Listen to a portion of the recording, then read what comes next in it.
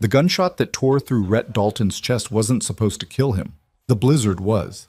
But Margaret Callahan, half-starved and barely alive herself, found him dying in the snow and made an impossible choice. Saving this stranger would destroy the last safety she had left. Yet she dragged his bleeding body inside anyway, cut a bullet from his ribs with nothing but whiskey and a kitchen knife, and fought death itself to keep him breathing. What she didn't know was that the men who shot him were already coming back to finish the job. Stay with me until the end, hit that like button, and comment what city you're watching from so I can see how far this story travels. The Colorado mountains didn't care if you lived or died. Margaret Callahan had learned that truth the hard way. One frozen morning at a time, watching her breath cloud in the air inside a cabin that leaked wind through every crack in the walls. 6 months she'd been hiding in this forgotten miner's shack.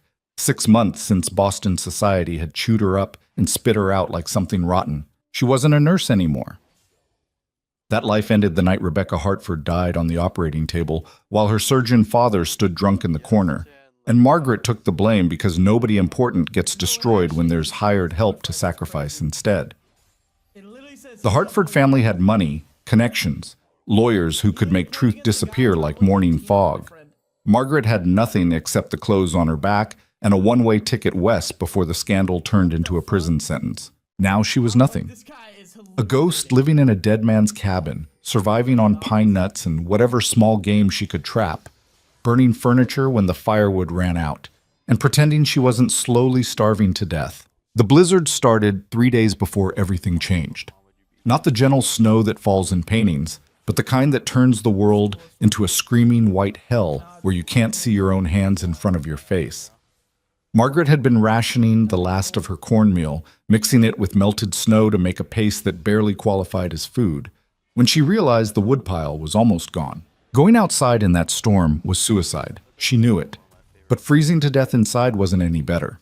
She wrapped herself in every piece of cloth she owned, 2 dresses layered over her shift, a dead miner's coat that smelled like tobacco and decay, strips of blanket tied around her hands because she'd burned her only gloves weeks ago. Then she pushed open the cabin door and stepped into the screaming wind. The cold hit like a fist. Margaret gasped, felt ice crystals form immediately in her lungs, and forced herself forward anyway. The woodpile was only 30 feet from the cabin. 30 feet. She could make it. 10 steps in, she couldn't see the cabin anymore. 20 steps, and she wasn't sure which direction she was walking. Her hands were already numb.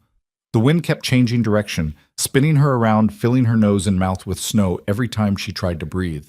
She stumbled forward, praying she was still moving toward the woodpile and not deeper into the wilderness where they'd find her body in spring, frozen solid with her eyes still open. Then her foot hit something that wasn't snow.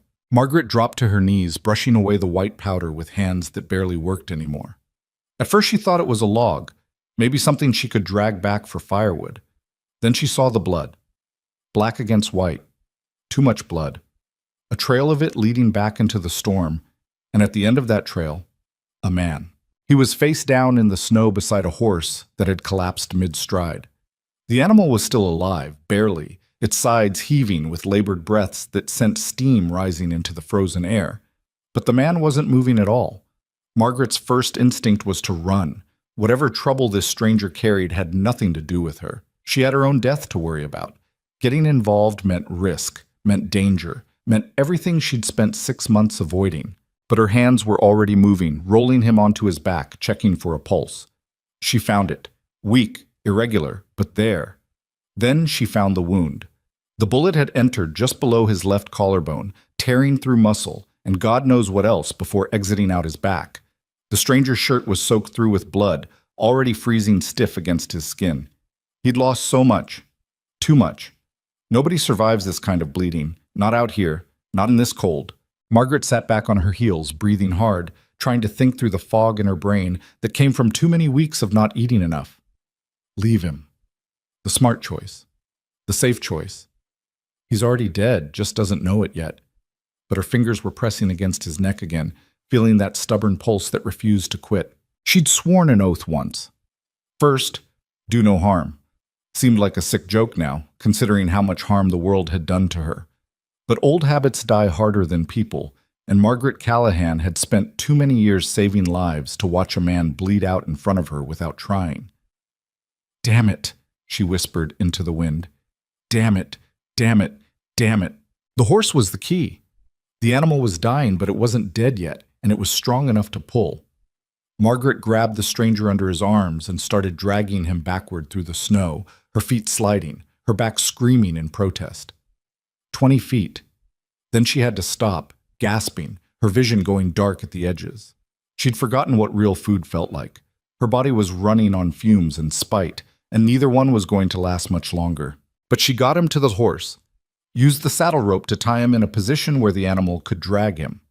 The horse tried to stand when she pulled on its bridle, stumbled, almost fell again.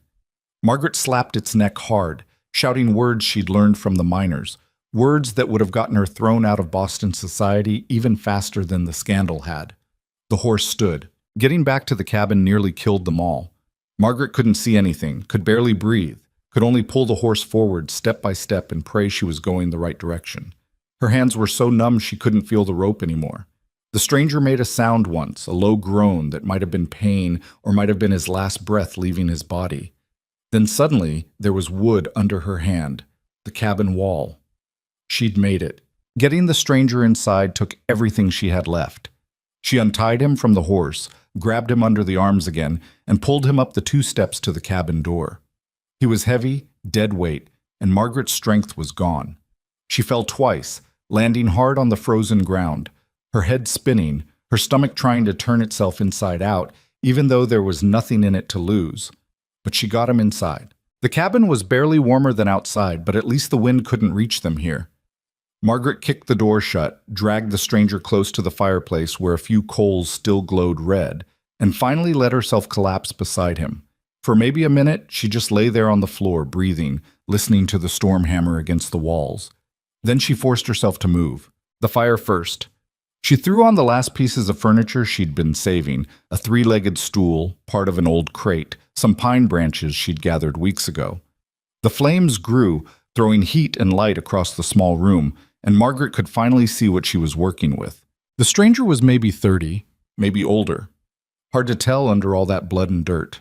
Dark hair, strong jaw, hands that were rough and scarred from work. A working man, not some soft city type. His clothes were good quality but well used, leather vest, wool shirt, sturdy boots that had seen plenty of trail time. And that wound. Still bleeding, but slower now. The cold had probably saved his life, keeping his heart from pumping out every drop he had left. Margaret had exactly 1 bottle of whiskey, saved from a dead miner's stash. A kitchen knife that was almost sharp. Thread she'd pulled from the hem of her spare dress. And absolutely no idea if any of it would be enough. She'd done surgery before, back when she was someone, back when she had proper tools and proper training and proper support. This wasn't surgery. This was butchery with a prayer attached. She poured whiskey over the knife, poured more over the wound. The stranger jerked, made a sound like a dying animal, but didn't wake up. "You better live through this," Margaret told him, positioning the knife. "Because I'm not doing this for nothing." The bullet was still inside. She could feel it when she pressed on the wound, a hard lump buried in torn muscle. Had to come out. No choice. Leaving it meant infection, and infection out here meant death just as sure as bleeding. Margaret took a breath, said a prayer to a god she wasn't sure she believed in anymore, and started cutting. The stranger screamed when the knife went in. His whole body went rigid, back arching off the floor, and Margaret had to pin him down with her knee across his chest while she worked. Blood poured fresh, hot against her freezing hands, and she couldn't see anything, could only feel her way through destroyed tissue looking for that piece of metal. Her fingers found it, slippery, buried deep. She couldn't get a grip. The stranger was thrashing now, still unconscious but fighting anyway, and Margaret was losing him. Could feel it. His pulse was getting weaker, his breathing more shallow, and if she didn't get this bullet out right now, he was going to die on this cabin floor. She dropped the knife, shoved her fingers into the wound, and pulled. The bullet came out covered in blood and tissue, and Margaret threw it across the room before pressing both hands over the hole in the stranger's chest. Blood poured between her fingers. Too much. She grabbed the whiskey bottle, poured it directly into the wound, and the stranger's scream could have woken the dead. "Stay with me," Margaret heard herself saying. "Stay with me. Stay with me. Don't you dare die on me now." She packed the wound with cloth torn from her spare dress, pressed down hard, and waited. The bleeding had to slow, had to stop. If it didn't, nothing else mattered. 1 minute passed. 2. The cloth was soaked through, but fresh blood wasn't pooling as fast. Margaret added more pressure, her arms shaking from exhaustion, her vision swimming. 3 minutes. 4. The bleeding slowed. 5 minutes, and it stopped entirely. Margaret sat back, gasping, staring at her hands. They were covered in blood up to the wrists, shaking so hard she could barely control them. The stranger was still alive, still breathing, pulse still there, still fighting. She'd done it, and now she was trapped in a cabin with a dying man during the worst blizzard she'd ever seen, with no food, almost no firewood, and absolutely no idea who he was or why someone had shot him. Smart, Margaret, she told herself. Real smart. But she was already moving, checking the wound again, adding clean bandages, covering him with the only blanket she owned. Outside, the storm screamed like something alive and furious. The cabin shook. The fire flickered, threatened to go out, and Margaret fed it more of the broken stool. The stranger's breathing changed. Steadier now. Deeper. Like maybe his body had decided to keep fighting after all. Margaret found his saddlebags by the door where she'd dropped them, opened them hoping for food, and found something better: jerky, hardtack, a full canteen of water, and a bag of coffee beans that made her want to cry. Rich man's food. Trail supplies meant for long rides through hard country. She ate 2 pieces of jerky so fast she barely tasted them, her stomach cramping around the sudden food. Forced herself to slow down, couldn't afford to get sick. Not now. While she ate, she checked the stranger's pockets. Looking for weapons first. Found a revolver, good quality, fully loaded. Then looking for identity. A wallet with $40 inside, more money than Margaret had seen in months. And a letter, folded small, addressed to someone named Clara Dalton. Dalton. That was a name she'd heard before, even out here in the middle of nowhere. Ranch family. Big spread somewhere in the valley. Money and land and the kind of power that came with both. So this stranger bleeding on her floor wasn't just anybody. He was somebody. The kind of somebody who had enemies willing to shoot him and leave him to die in a blizzard. The kind of somebody whose problems were about to become her problems. Margaret looked at the $40, then at the man, then at the storm still raging outside. She could take the money and run when the weather cleared. Leave him here, let him take his chances, save herself. That was the smart play. The safe play. But she was already soaking another cloth in warm water, already cleaning the blood from his face, already checking his temperature with the back of her hand. Fever was coming. She could feel it. His skin was too hot despite the cold, his breathing starting to rattle in his chest. The real fight hadn't even started yet. Margaret built up the fire, boiled water, and prepared for a long night. The stranger started talking around midnight. Delirious, barely conscious, words tumbling out that made no sense. He called for someone named Clara, begged someone to stop, fought invisible enemies that only he could see. Margaret held him down when the thrashing got bad, forced water between his lips when he'd take it, and tried not to think about what would happen if he died anyway after everything she'd done. "Crow," he said once, clear as day.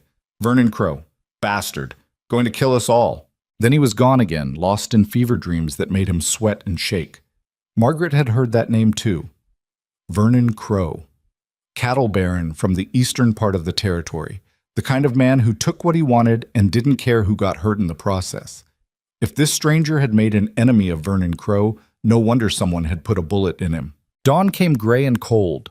The storm had finally stopped, but the world outside was buried under 3 feet of fresh snow. The horse had died during the night. Margaret could see its frozen body from the window, already half covered in white.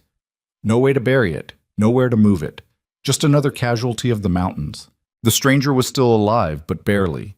His fever had spiked during the night, and now he was burning up, shaking with chills despite the blankets piled on top of him. Margaret had seen this before. Infection setting in. Blood poisoning spreading through his system. Without proper medicine, he had maybe 2 days before his body gave up the fight. She checked the wound. Red, swollen, hot to the touch. Exactly what she'd been afraid of. "You stubborn bastard," she told the unconscious man.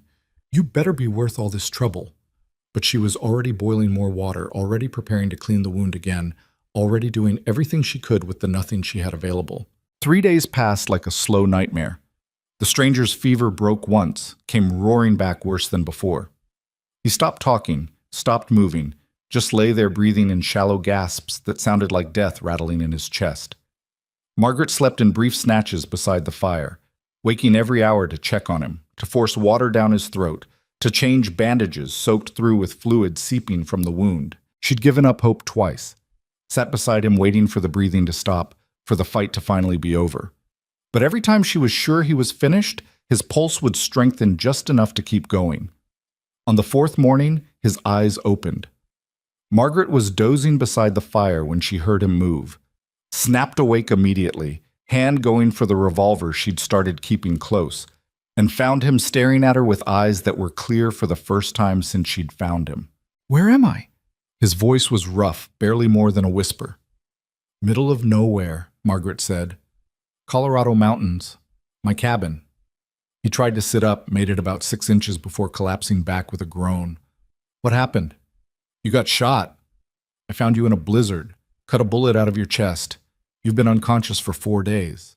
The stranger processed that, his eyes tracking around the cabin, taking inventory. Smart. Even half dead, he was thinking about threats, about safety, about what kind of situation he'd woken up in. "You saved my life. Don't thank me yet, you're not out of the woods. Who are you?" Margaret considered lying, using a fake name, but she was too tired for games. "Margaret Callahan, former nurse, currently nobody. Rhett Dalton." He tried to sit up again, managed it this time with obvious effort. "Rancher, currently shot.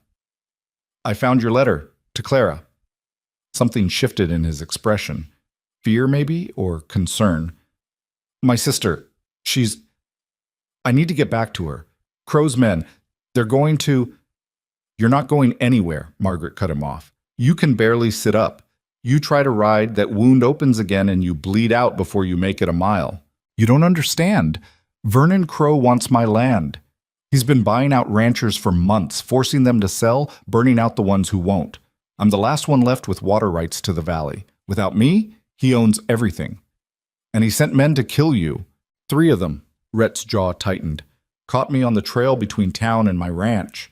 I got one before they got me, made it into the mountains thinking I could lose them in the snow. Horse gave out. Don't remember much after that." Margaret thought about the blood trail leading to her cabin, about the storm that had covered their tracks, about how long it might take for Crow's men to come looking for the body. "They think you're dead," she said. "That's the only reason you're still alive." "Then I need to get back before they move on my ranch. Clara's there alone. The ranch hands, they're good men, but they won't fight Vernon Crow without me." He tried to stand, made it halfway up before his legs gave out, and Margaret had to catch him before he cracked his head on the floor. He was heavy, all muscle and bone, and the effort of holding him up made her vision darken at the edges. "You damn fool," she said, lowering him back down. "You want to die? Because that's what happens if you leave now. I didn't cut a bullet out of you with a kitchen knife just so you could kill yourself being stubborn." Rhett looked at her then, really looked, and seemed to notice for the first time how thin she was, how her hands shook, how her clothes hung loose on a frame that had been starving for months. "You're not doing much better yourself." "I'm alive. That's more than most people manage out here." "Why are you hiding in the middle of nowhere?" Margaret stood up, turned away, started reorganizing bandages that didn't need reorganizing. "That's not your business. You saved my life. I think that makes it my business. I was a nurse in Boston, got blamed for something I didn't do. Powerful family needed a scapegoat. I ran before they could put me in prison." The words came out flat, emotionless. She'd said them in her head so many times they'd lost all meaning. "Now I'm nobody, and that's fine with me." Silence filled the cabin. Outside, wind moved through the trees, making them creak and sway. The fire popped, sending sparks up the chimney. "I'm sorry," Rhett said finally. "Don't be. Sorry doesn't change anything." "No, but maybe—" He stopped, grimaced, pressed a hand to his wound. "Maybe we can help each other." "I don't need help. You're starving to death in a cabin with no firewood, no food, and winter isn't even half over yet. Yes, you do." Margaret wanted to argue, wanted to tell him to mind his own business, to leave her alone, to take his problems and his danger and get out of her cabin as soon as he could stand. But her stomach chose that moment to cramp with hunger, and they both heard it. Come back with me, Rhett said. To the ranch. Clara would welcome you. We have food, shelter, a real doctor in town. You could... I can't go into town. Someone might recognize me. Then stay at the ranch. We need a nurse anyway. Clara gets sick sometimes, and the ranch hands are always getting hurt. You could work for us, earn your keep, have a real place to stay instead of slowly dying out here alone. It was tempting, dangerously tempting. The thought of regular meals, a warm bed, people around instead of endless isolation. But it also meant risk, meant exposure, meant getting involved in whatever war Rhett Dalton was fighting with Vernon Crow. I'll think about it, Margaret said. That night, while Rhett slept restlessly by the fire, Margaret stood at the cabin window and watched the moonlight turn the snow blue-white. Somewhere out there, men with guns were looking for Rhett Dalton. Eventually, they'd find the blood trail. Eventually, they'd track it to this cabin. And when they did, Margaret's isolation wouldn't protect her anymore. Maybe Rhett was right. Maybe they could help each other. Or maybe she was about to make the stupidest decision of her life. Again, the decision came 5 days later, but not because Margaret wanted it to. It came because 3 riders appeared on the horizon just after dawn, and suddenly staying in the cabin meant dying in it. Rhett saw them first. He'd been strong enough to stand by the window for short periods, watching the tree line with the kind of vigilance that came from knowing men wanted you dead. Margaret was cleaning his wound. It was healing finally, the redness fading, the flesh knitting back together in a way that made her think he might actually survive this. When he went rigid. Company, he said quietly. Margaret moved to the window. 3 dark shapes moving through the snow, still distant but coming closer. Too deliberate to be lost travelers, too focused to be passing through. Crow's men? She asked. Has to be. They found the blood trail. Margaret's stomach dropped. She'd known this was coming, had tried to prepare for it, but now that it was actually happening, her mind went blank with fear. 3 armed men. 1 revolver. A wounded rancher who could barely walk. A starving nurse with no experience fighting anyone. They were going to die here. Get dressed, Rhett said. Warm clothes. Everything you can carry. What? We're leaving, now, before they get close enough to cut us off. You can't ride, your wound. My wound doesn't matter if I'm dead. He was already moving, gathering his saddlebags, checking his revolver. How much food do we have left? Maybe 3 days' worth, less if we're both eating. Take it all. And the blankets. Whatever medical supplies you have. Margaret wanted to argue, wanted to tell him this was insane, but the riders were getting closer, and she could see the outline of rifles against their shoulders. So she moved instead, grabbing everything that might keep them alive. The dried jerky, the hardtack, her makeshift medical kit, the spare blankets, the whiskey bottle still half full. Rhett was trying to saddle his horse with hands that shook from weakness. The animal had wandered back during the thaw, half starved but alive, and Margaret had been feeding it what little grain she could spare. Now it was their only chance. Let me, Margaret said, pushing him aside. Her fingers worked the straps and buckles, movements automatic from watching stable hands back when she had a life. You'll pass out before you finish. I'm fine. You're bleeding again. I can see it through your shirt. He looked down. Fresh blood had soaked through the bandage, a dark stain spreading across the fabric. Damn it. Exactly. So let me work and you stay alive long enough for this to matter. The horse was saddled in 2 minutes. Margaret tied their supplies behind it, working fast, her hands steadier than she felt. The riders were close enough now that she could hear them calling to each other, spreading out, surrounding the cabin. Back way, Rhett said. There's got to be a back way out. There wasn't. Just the front door and 1 window too small to climb through. They were trapped. Margaret looked at Rhett, saw him doing the same calculation, coming to the same conclusion. His hand moved to his revolver. No, she said. You can't fight them. Not like this. I'm not letting them take me. And I'm not letting you die after I spent a week keeping you alive. Her mind was racing, looking for options, finding none. We need another plan. There is no other plan. The riders were at the cabin now. Margaret could hear boots crunching in the snow, voices getting closer. 3 of them, just like Rhett said. Professional, careful. Men who'd done this before. Hello, the cabin, one of them called out. friendly tone, polite even. "Just looking for a friend of ours, rancher named Dalton. You folks seen him?" Margaret met Rhett's eyes, saw him shake his head slightly. "Don't answer." "We know he came this way," the voice continued. "Tracked his blood trail right to your door. If he's in there, we just want to talk. Make sure he's all right." Liars, but dangerous liars, the kind who'd smile while they killed you. Rhett moved toward the door. Margaret grabbed his arm, held him back. He looked at her with an expression that said he was about to do something stupid and heroic and get them both killed. "Let me," she whispered. "Margaret." But she was already at the door, opening it just enough to show her face. The three men stood in a semicircle outside, hands near their guns, but not quite touching them yet.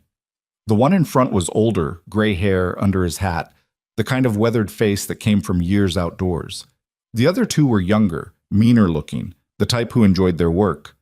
"Can I help you, gentlemen?" Margaret kept her voice steady, neutral. "Ma'am?" The older one tipped his hat.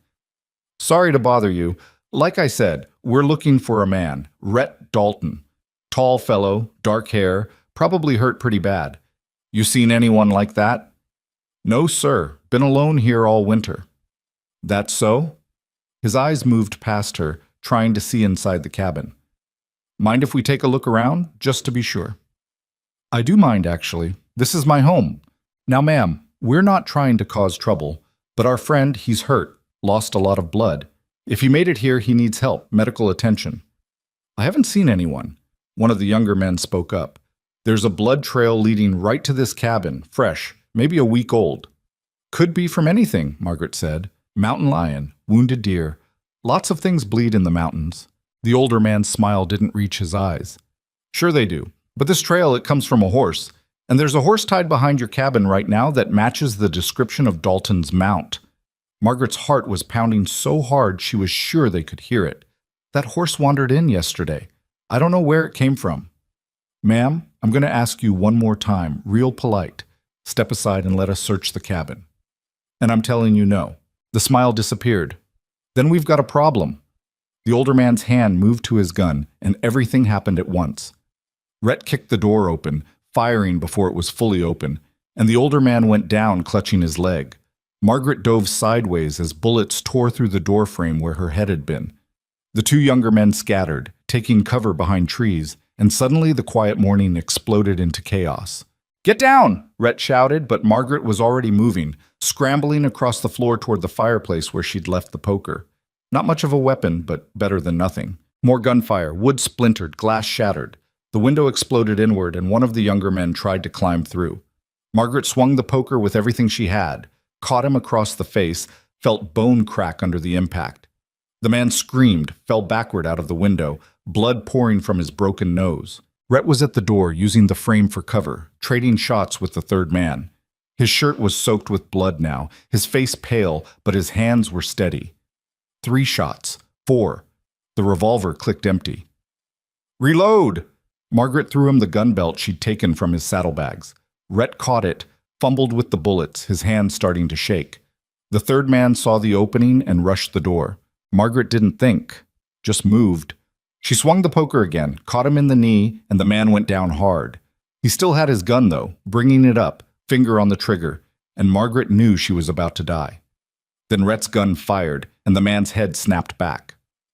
Silence fell over the cabin, broken only by ragged breathing and the sound of the older man groaning outside where he'd dragged himself behind a tree. "We need to go," Rhett said. He was swaying now, holding himself up against the doorframe. "Now, before he gets help." Margaret looked around the cabin. It was destroyed, bullet holes everywhere, the window gone, her meager supplies scattered across the floor, everything she'd survived on for 6 months, gone in 30 seconds of violence. "Come on!"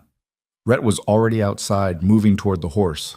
Margaret grabbed what she could, a blanket, the medical kit, the bag of food, and followed him. The older man tried to shoot them as they passed. His bullet went wide, and then Rhett was in the saddle, reaching down for Margaret. She grabbed his hand, let him pull her up behind him, and then they were moving.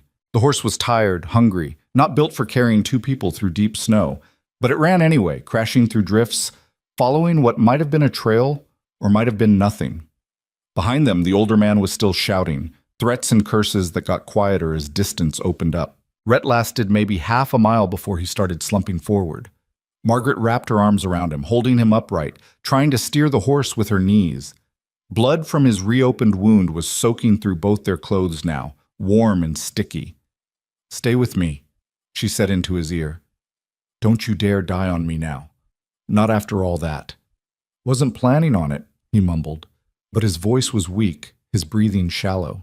The landscape blurred past. Trees, snow, more trees. Margaret had no idea where they were going, only that they needed to put distance between themselves and the cabin. The horse was flagging, its pace slowing, its sides heaving with exhaustion. Then Rhett went completely limp. "No, no, no, no!" Margaret grabbed the reins, pulled the horse to a stop. Rhett was unconscious, his skin gray, his pulse barely there. She half slid, half fell off the horse, then managed to ease him down into the snow. The wound had torn open completely, blood everywhere. She needed to stop it, needed to pack it, but her supplies were scattered between the horse's saddlebags and the bundles tied behind the saddle, and her hands were shaking too badly to work the knots. A sound made her look up. Hoofbeats, coming from the direction they'd fled. The wounded man hadn't stayed behind. He was coming after them. Margaret made a decision. She got Rhett back on the horse, tying him to the saddle so he wouldn't fall, then led the animal into the trees. 50 feet in, she found what she was looking for, a rocky overhang, deep enough to hide them, narrow enough that the snow hadn't filled it in. She pulled Rhett off the horse, dragged him into the shelter, then covered the entrance with pine branches. The horse she sent running with a slap to its hindquarters, hoping it would lead their pursuer away. Then she sat in the darkness with an unconscious man bleeding against her shoulder and waited. The rider came 10 minutes later.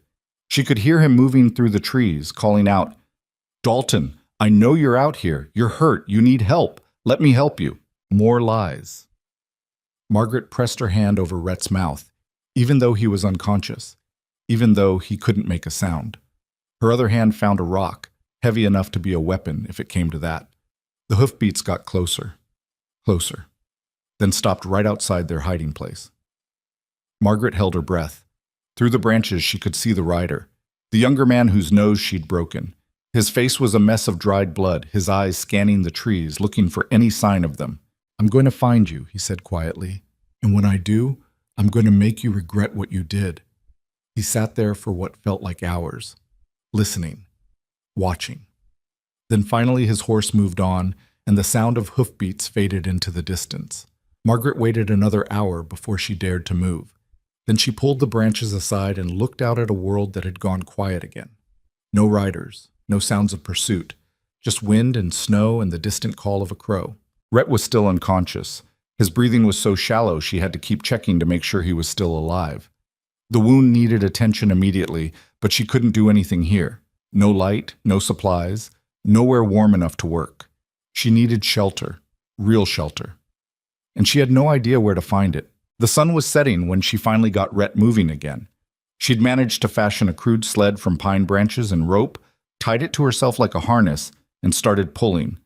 Every step was agony. Her body was already weak from months of starvation, and now she was hauling a full-grown man through knee-deep snow with no idea where she was going.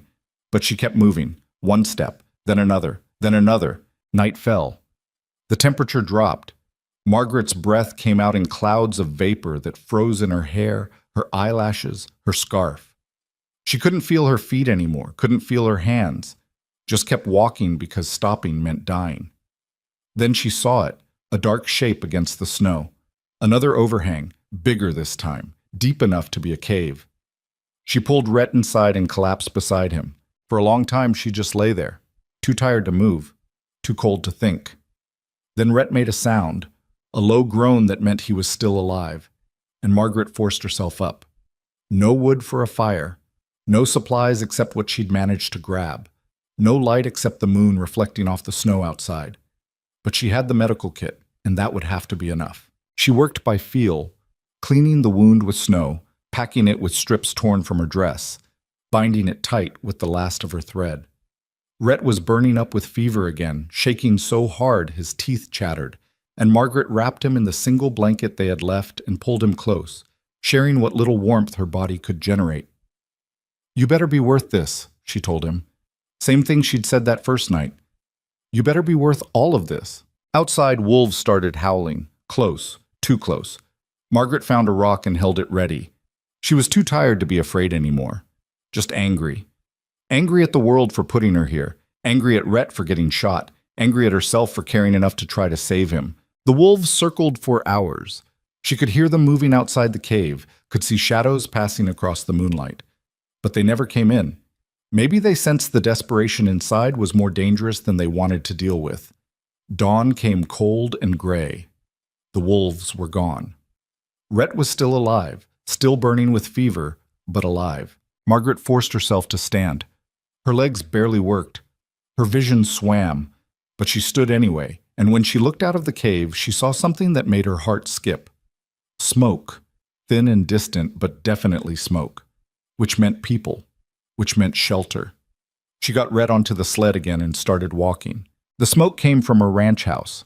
Margaret saw it from a ridge overlooking the valley, a sprawling building with barns and corrals and outbuildings scattered around it. Cattle dotted the snow-covered fields. Fence lines ran in neat rows. It was civilization, or at least the frontier version of it.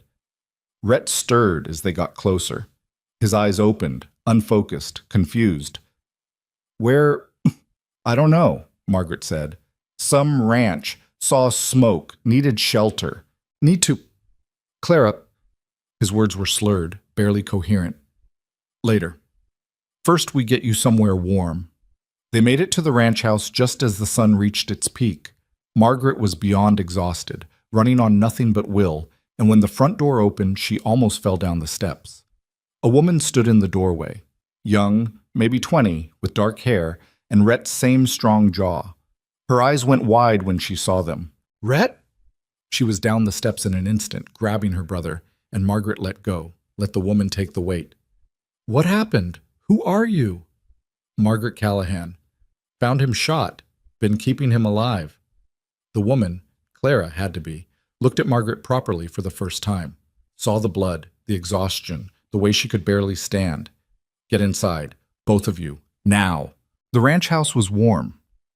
That was Margaret's first thought.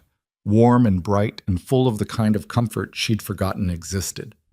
Clara shouted for help, and ranch hands appeared, lifting Rhett, carrying him to a bedroom, moving with the kind of efficiency that said they'd dealt with injuries before. Someone tried to help Margaret walk. She shook them off, followed Rhett to the bedroom, and didn't leave his side until she'd checked the wound herself. Made sure it was clean, made sure he was settled. Then her legs gave out and everything went dark. She woke up in a bed, a real bed, with clean sheets and a feather pillow and blankets that weren't falling apart. Sunlight streamed through a window. The smell of cooking food drifted from somewhere downstairs. For a moment, Margaret thought she was dreaming. Then the door opened and Clara came in carrying a tray. You're awake. Good. You need to eat. Rhett is alive, stable. The doctor came this morning and said whoever patched him up did an incredible job considering the circumstances. Clara set the tray on the bed. That was you, I'm guessing. Margaret nodded. You saved my brother's life. Maybe. Or maybe I just delayed the inevitable. Clara studied her for a long moment. He told me what happened. At your cabin. With Crow's men. Said you fought beside him. Said you could have run but didn't. Wasn't much choice in it. There's always a choice. Clara sat down on the edge of the bed.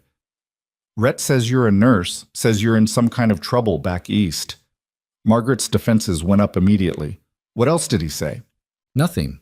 Just that you needed help and he owed you a debt. Clara paused. Look, I don't care what you did or didn't do before. Out here, the past is the past. What matters is what you do now. And what you did was save my brother when you could have let him die. That means something. He offered me a job before all this happened. The offer still stands. We need a nurse. The ranch hands are always getting hurt and Clara hesitated. I get sick sometimes, bad sick. It would help to have someone who knows medicine nearby. Margaret looked at the food on the tray. Real bread, butter, eggs. More food than she'd seen in months. Her stomach was cramping just looking at it. Crow's men know I helped Rhett. They'll come here looking. Let them come. This is Dalton land. Has been for 20 years. We've got 15 ranch hands who'd die to protect it. Vernon Crow doesn't scare us." But Margaret could see the fear in Clara's eyes, hear it in the slight shake of her voice. Crow did scare her, scared everyone. And now Margaret had painted a target on her back by choosing the wrong side of a war she didn't understand. "I need to think about it," she said. "Fair enough. But while you're thinking, you're eating and resting, and not going anywhere until you're strong enough to stand without falling over." Clara left. Margaret stared at the food, then forced herself to eat slowly. Her stomach rebelled at first, cramping around the sudden richness, but she kept going. She needed her strength back, needed to be able to think clearly, needed to figure out what the hell she was going to do next. She found Rhett 2 days later. He was sitting up in bed, still pale but alert, when she knocked on his door. "Come in." Margaret entered. The room was bigger than her entire cabin had been, with a real fireplace and windows that looked out over the valley. Rhett watched her approach with eyes that were clear now, sharp, assessing. "How are you feeling?" she asked. "Like I got shot and dragged through a blizzard. You?" "About the same." They looked at each other for a moment. Two people who'd survived something together, bound now by blood and violence and choices that couldn't be unmade. "Clara says Crow's men haven't come back," Rhett said finally. "Yet." "Yet," he agreed. "But they will. Vernon doesn't give up." "Tell me about him. About this war you're fighting." So Rhett told her. About the drought that had been killing the valley for 3 years. About how Vernon Crow had been buying up ranches one by one, forcing desperate families to sell, burning out the ones who wouldn't. About the water rights that Rhett's father had secured decades ago. Rights that gave Dalton Ranch access to the only reliable stream for 50 miles. "Without our water, the other ranches die," Rhett explained. "With it, they can survive. Crow wants control of that water, wants to own the whole valley, and I'm the only thing standing in his way." "So he sent men to kill you?" "Not the first time. Won't be the last." Margaret moved to the window, looking out at the ranch. She could see men working in the corrals, cattle moving through the fields, the kind of organized life she'd been missing for months. "Why haven't you sold?" she asked. "Taken the money and left?" "Because this is my home. My family's home. My father died protecting this land. I'm not handing it over to a man like Vernon Crow just because he's willing to kill for it. Even if staying means dying." Even then, Margaret turned back to face him. "That's stupid." "Maybe, but it's my kind of stupid." Rhett shifted in the bed, wincing. "You don't have to stay, Margaret. I know you came here because you had nowhere else to go. But this fight, it's not yours. You can leave whenever you want." "Can I? Crow's men saw my face. They know I helped you. Think they'll just let me walk away?" "I'll give you money. Enough to get far away from here. Start over somewhere they'll never find you." It was a generous offer. More than generous. Margaret should take it, should run as far and fast as she could before this war swallowed her whole. But she was so tired of running. "I'll stay," she heard herself say. "For now. Clara needs a nurse. And you're going to need someone to change those bandages until that wound heals properly." Rhett smiled. "Thank you." "Don't thank me. I'm not doing this for you. I'm doing it because I'm tired of hiding in cabins and waiting to die." "Fair enough." Margaret turned to leave, then stopped at the door. One question. Was it worth it? Getting shot? Nearly dying? All of it. Was holding on to this ranch worth that? Rhett was quiet for a long moment. "Ask me again when this is over." Margaret settled into ranch life the way water finds cracks in stone, slowly, inevitably, changing the shape of everything around her. The first week passed in a blur of checking Rhett's wound, treating ranch hands who'd been kicked by horses or cut on barbed wire, and trying not to think about the men who were probably still hunting them. Clara gave her a room on the second floor with a view of the valley, and Margaret spent the night staring out at the darkness, waiting for riders that didn't come. But they would. She knew they would. On the 8th day, Clara collapsed during breakfast. One moment she was pouring coffee, the next she was on the floor, her body convulsing, foam at the corners of her mouth. Margaret was beside her in seconds, turning her on her side, making sure she didn't swallow her tongue while the ranch hands stood frozen in the doorway. "Get out!" Margaret snapped at them. "Give her space. Someone find Rhett." The seizure lasted 90 seconds. When it passed, Clara lay gasping on the kitchen floor, her eyes unfocused, her skin clammy with sweat. "It's okay. Margaret said quietly, checking her pulse. You're okay. Just breathe. Happens sometimes, Clara managed. Her voice was slurred, weak. Since I was a kid. How often? Once a month, maybe less.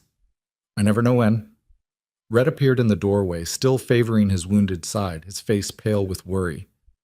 Clara, I'm fine. But she wasn't fine. She was shaking, exhausted, looking like she'd just fought a battle inside her own body. Help me up! Between Margaret and Rhett, they got Clara to her room. Margaret stayed while Rhett paced the hallway outside, and when Clara finally fell asleep, Margaret found him sitting on the stairs with his head in his hands. How long has she been having seizures? Margaret asked. Since she was 12. Our mother had them too. Died during one when Clara was young. Has she seen a doctor? Every doctor within 100 miles. They all say the same thing. Nothing they can do. Just have to wait and hope she doesn't hurt herself when they happen. Rhett looked up, and Margaret saw the fear in his eyes. She's all I have left. My father's gone. My mother's gone. If something happens to Clara, nothing's going to happen to her.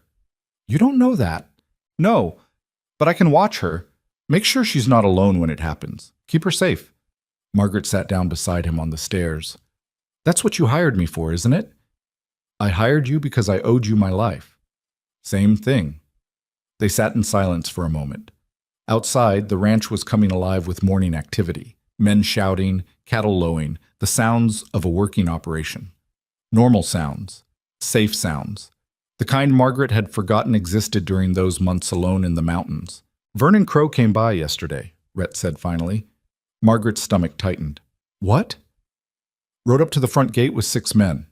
Wanted to talk business. Said he heard I was back from the dead and thought we should discuss terms. What did you tell him? Told him to get off my land before I shot him for trespassing. That was smart. It was stupid. He knows I'm wounded, knows I'm vulnerable. He's going to push harder now. So what do we do? Rhett looked at her. We? You said this fight wasn't mine. Maybe it wasn't, but those men tried to kill me too. So yeah, we.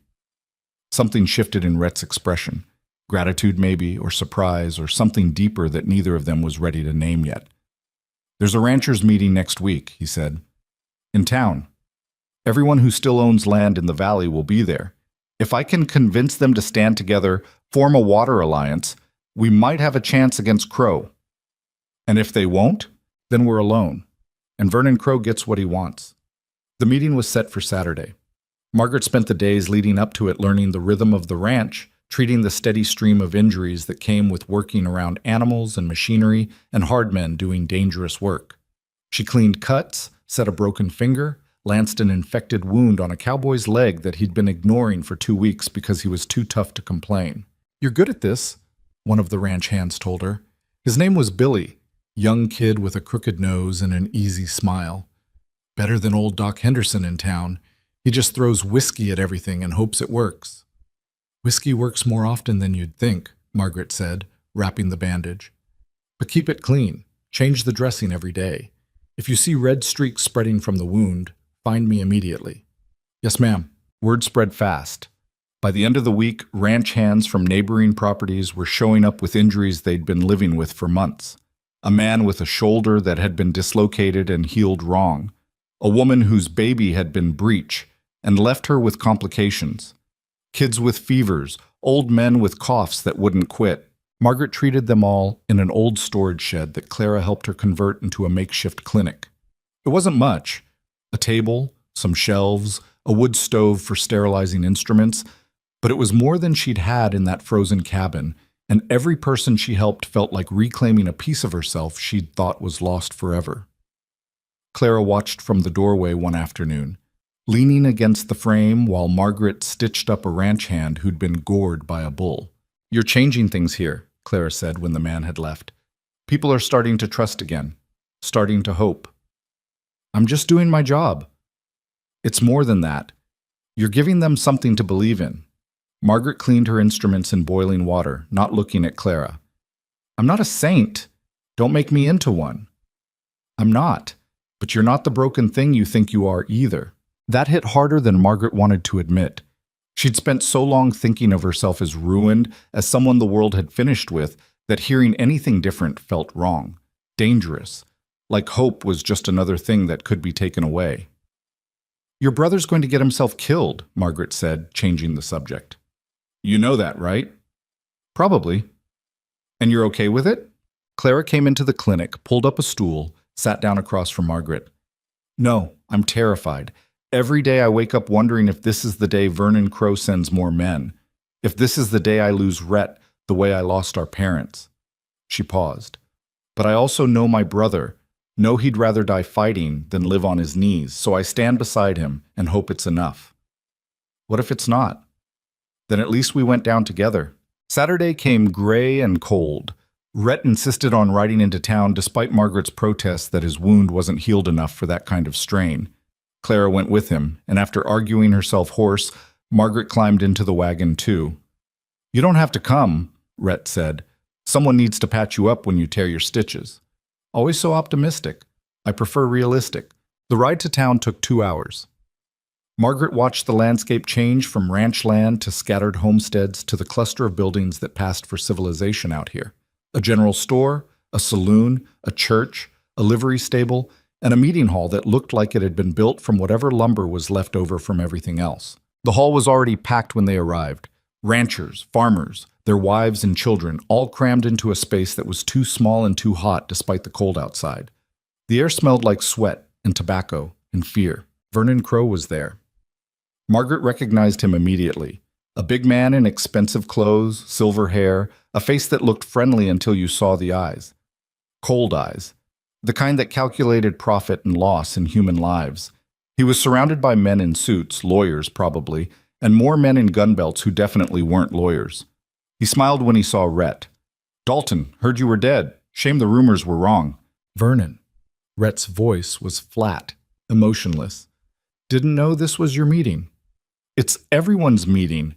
We're all trying to survive out here. Thought we should discuss how to do that together."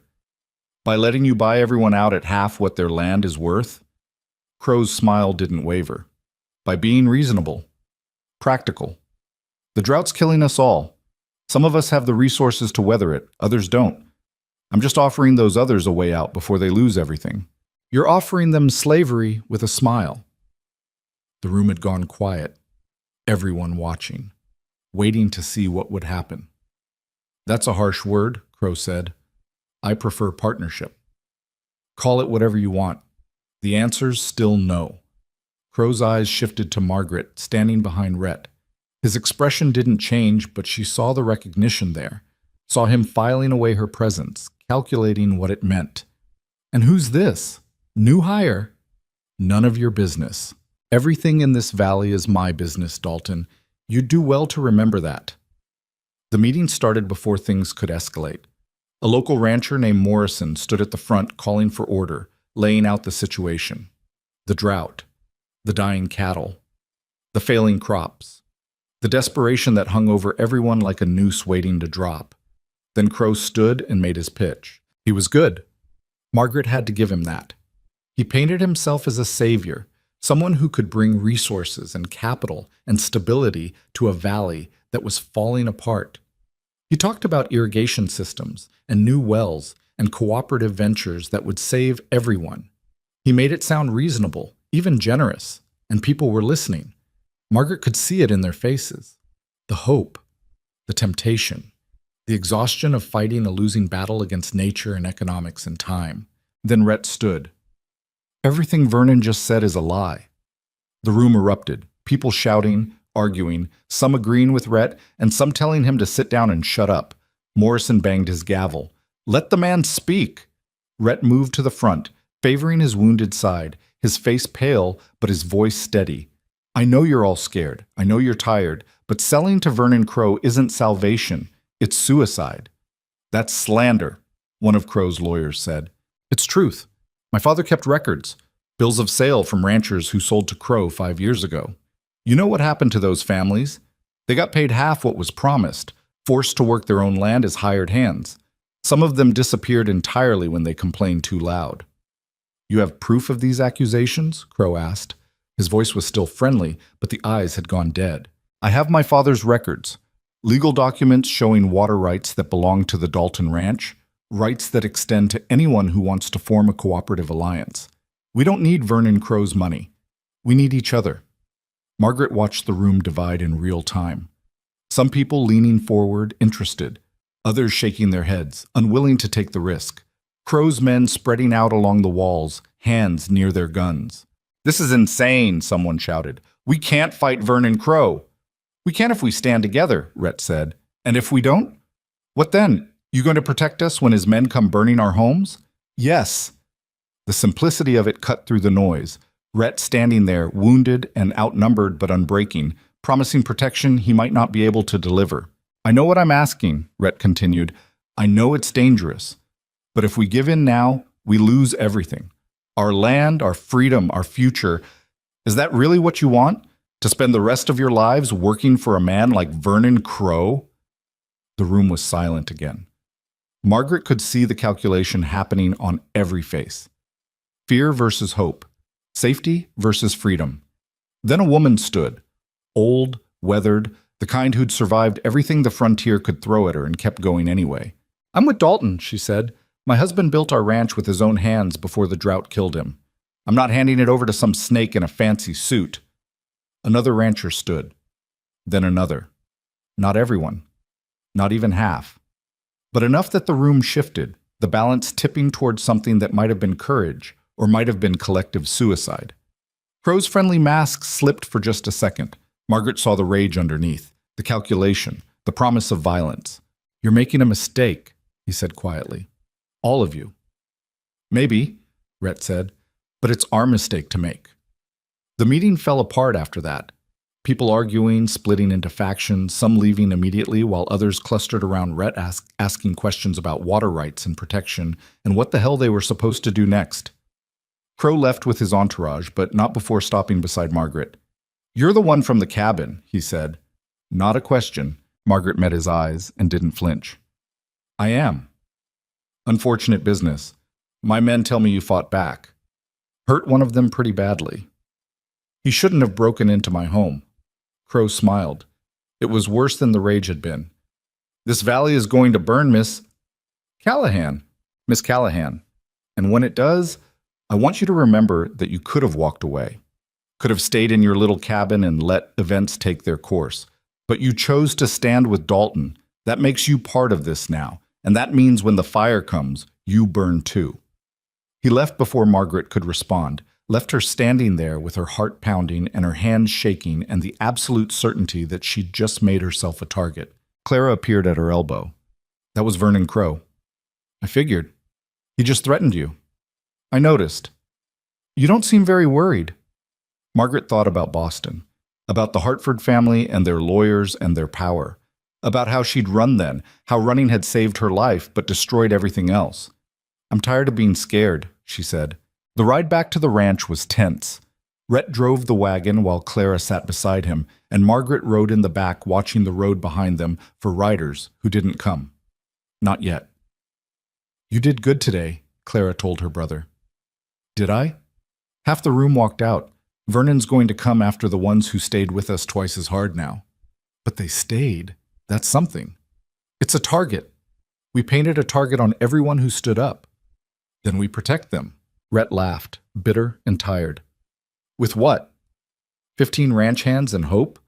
Vernon has money, men, connections. We have water rights and stubbornness." "You have me," Margaret said from the back of the wagon. They both turned to look at her. "I'm a nurse. I can treat injuries when this gets violent, can teach people basic field medicine so they can help each other. It's not much, but it's something." "Margaret, don't tell me I don't have to do this. I'm already in it." Crow made that clear, so either I help or I hide. And I'm done hiding. Something passed between them. Understanding maybe, or the kind of bond that forms when people choose to stand together knowing they might fall together too. That night, Margaret couldn't sleep. She stood at her window watching the valley, thinking about all the ways this could go wrong, all the ways people could die, all the ways she could fail again. A knock on her door made her turn. Rhett stood in the hallway, still dressed, looking like he hadn't slept either. "Can I come in?" Margaret nodded, stepping back to let him enter. He closed the door behind him, moved to the window, stood beside her looking out at the same darkness. "I need to show you something," he said finally. He led her downstairs to his father's study, unlocked a drawer and pulled out a leather folder stuffed with documents, spread them across the desk. "These are the records I mentioned: water rights, bills of sale, testimonies from families Crow destroyed." He looked at her. "If something happens to me, these need to get to the federal marshal in Denver. They're the only proof we have that Crow's been breaking the law. Nothing's going to happen to you." "You don't know that?" "Neither do I. But if it does, someone needs to know where these are. Someone I trust." Margaret looked at the documents, saw names and dates, and the kind of detailed record keeping that could bring down an empire if the right people saw it. "Why me?" "Because you're not from here. You have no stake in this valley except the one you chose. That makes you more trustworthy than anyone who's lived here their whole life.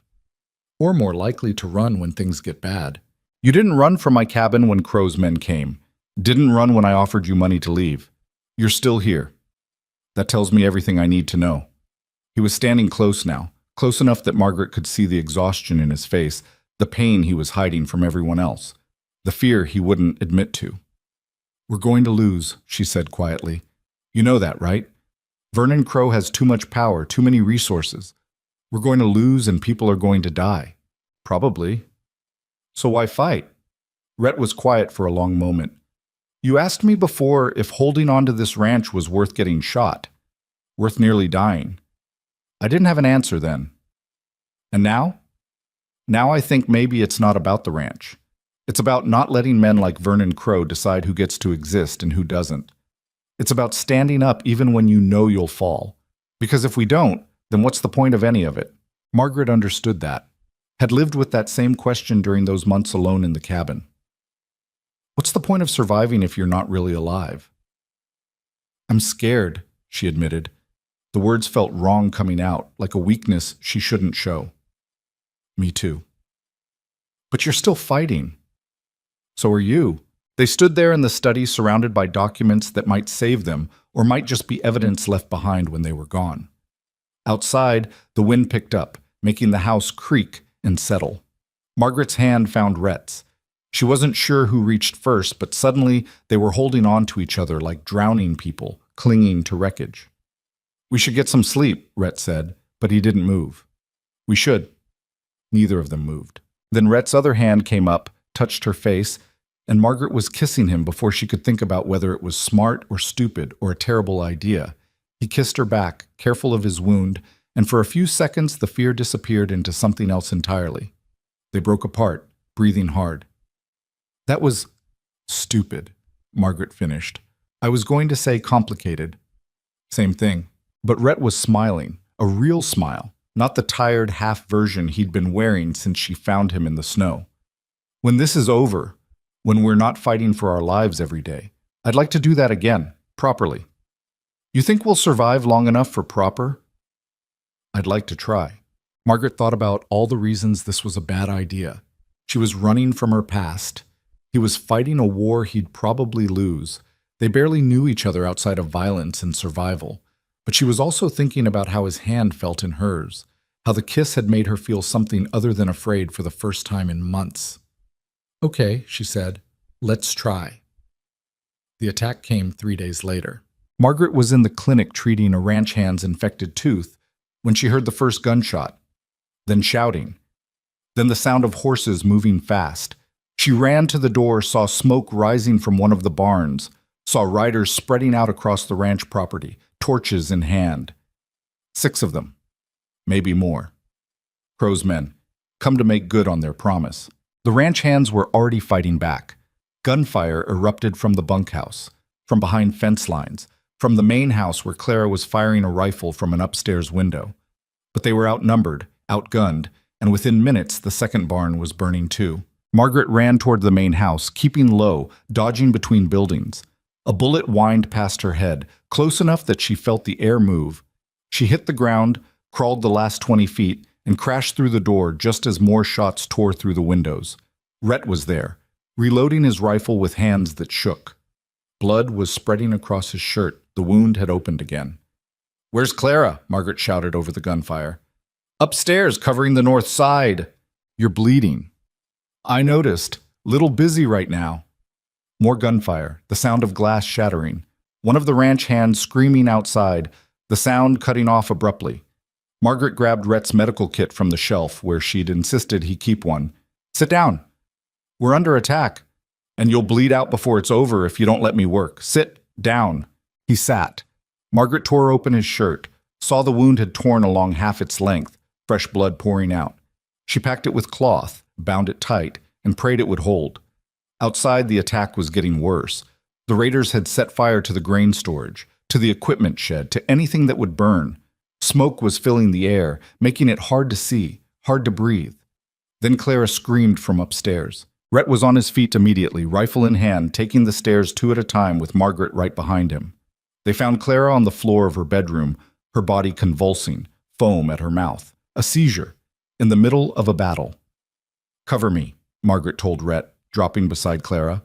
Rhett moved to the window, firing at shapes moving through the smoke, while Margaret turned Clara on her side, checked her airway, held her head so she wouldn't crack it against the floor. The seizure lasted forever, and no time at all. When it passed, Clara lay gasping, tears streaming down her face. I'm sorry, she whispered.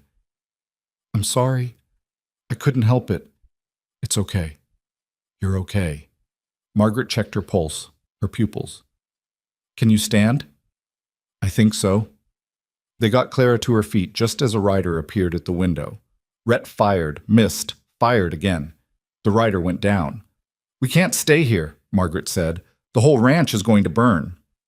Where do we go? Good question. Outside was a war zone. Inside was a trap, and Clara was in no condition to run. Then Margaret heard it. Hoofbeats. Multiple horses. Coming from the east road. More of Crow's men, or something else. The riders that appeared weren't Crows. They were ranchers. The families who'd stood with Rhett at the meeting come to help defend Dalton Ranch the way Rhett had promised to defend them. The tide turned fast. Crow's raiders found themselves suddenly outnumbered, outflanked, caught between the ranch hands and the reinforcements. They broke, scattered, fled into the smoke with half their number dead or wounded behind them. When the shooting finally stopped, Margaret stepped outside and saw the cost. 2 barns gone, the grain storage destroyed, 3 ranch hands dead, 5 more wounded, the ranch property torn apart by bullets and fire and violence. But they'd survived. Margaret moved through the wounded, treating what she could, marking the ones who needed a real doctor, holding the hand of a young cowboy who was dying and knew it. Did we win? He asked her. Margaret looked around at the destruction, at the bodies, at the smoke still rising into the gray sky. Yeah, she lied. We won. The young cowboy died just before sunrise. Margaret closed his eyes and stood up with blood on her hands and exhaustion so deep it felt like drowning.